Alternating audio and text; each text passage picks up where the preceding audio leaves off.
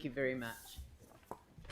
Next one is David Close, Christchurch East Labour Electorate Committee. Now I've got to declare a squillion conflicts of interest on this one, but having been the former MP for Christchurch East, having known David Close for a squillion years, was my campaign manager at one point. How many conflicts do you want?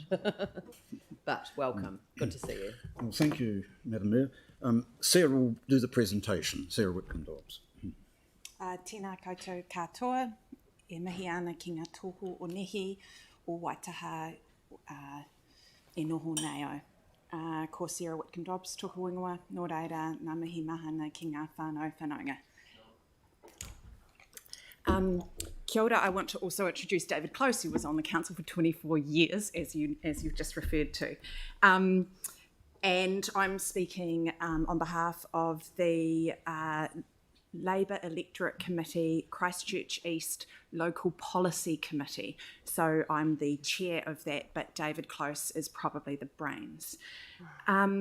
We are going to speak about two things, one smaller thing, one larger thing. The smaller thing is libraries, the larger thing is housing. We noted that the long-term plan proposes cutting the opening hours of libraries, and we consider this a real disappointment for people who use libraries, many of whom are really vulnerable.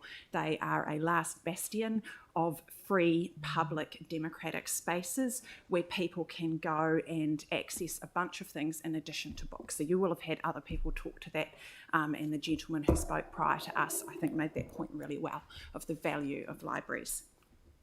Our submission is quite detailed, and we've commended some aspects to the council, but we're here to drive improvements, so we're going to talk to key deficits with regard to housing in particular.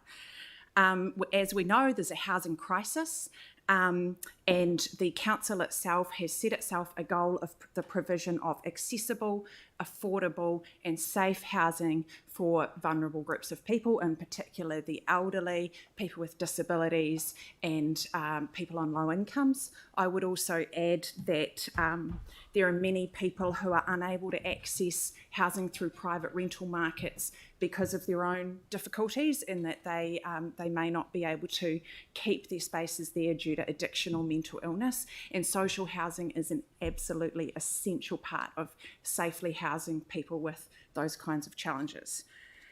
I have a professional interest in this. In my professional life, I'm a child psychologist. I work for Oranga Tamariki, and as part of my work, obviously, I go into a range of different homes, and the state of the homes that I go into where infants and preschoolers are living would make your hair stand on end.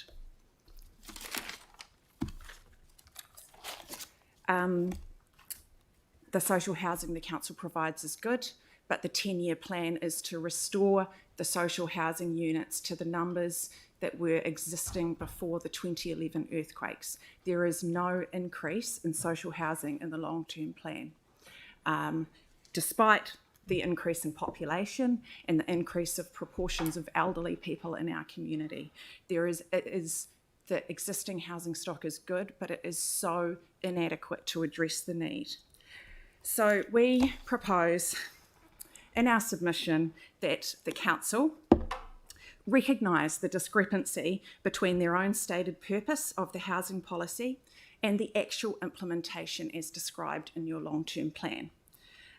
We suggest that you debate in open house the decision regarding funding housing only from user charges and the rates,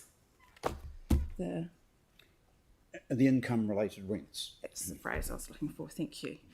And we suggest that you amend the long-term plan to provide for 500 additional social housing units in Christchurch. And I've left some time for questions. Good. Sarah? Thank you. Do you think that it's important that the City Council itself own the housing, or that housing is increased overall, even if it's us enabling it in other ways? So we saw that enabling in other ways. So do you mean through Ōtautahi Housing Trust? If it's you want to speak to this one, David? Yes, I don't think it matters how the houses are provided, but provided they are provided. Now, the council has chosen to do the work through the Otautahi Housing Trust, but the Otautahi Housing Trust has not got the capital. The council has got the resources to provide that capital. I think the preference is for those houses to remain on the council's balance sheet. It increases the council's asset.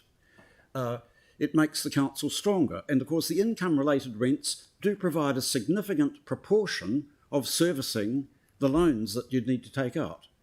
It's not rocket science. Yeah, the point. We're also talking to CCHL, our holding company, about whether there's a model that gets the best of both worlds as well. So we are looking at it. Yeah, I'm sure you are, and I've read that, but the point is you've actually got to put money into housing. You've got to have capital in order to build housing. True. And any scheme which relieves the council of putting any real money into housing is not going to cut the mustard. You've followed that model for the last 10 years, and it's take another 10 years to get back to the number of units this council had and facilitated in 10 years' time, taking 20 years to do it. And it's such a discrepancy, as Sarah said, between objectives you've set for yourself in housing and your performance. Well, thank you very much. That's very well presented, so much appreciated. Yes. Thank you. Kia ora. Kia ora. Thank you. Now, I think we're over time. We'll just carry on. I mean, Just about back on time eh?